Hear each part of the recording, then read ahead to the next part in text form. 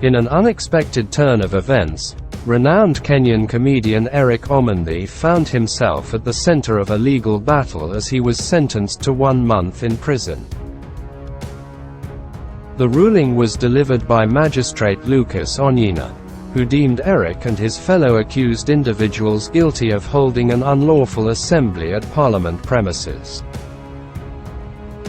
The judgment came as a shock to Eric and his co-accused, who stood accused of not obtaining the necessary permissions for their assembly at the Parliament premises.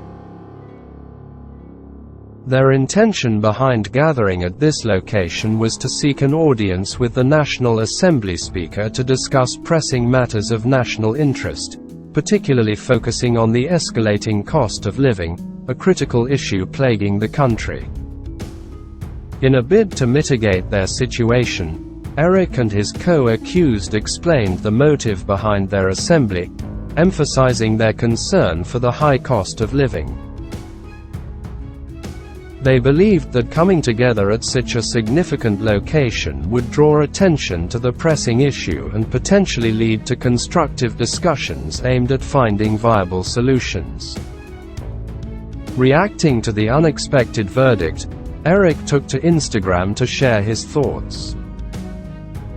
Expressing his willingness to serve the 1-month sentence, he highlighted the ironic coincidence of the government's recent increase in fuel prices aligning with their court date, an eerie parallel to the very cause they were fighting for.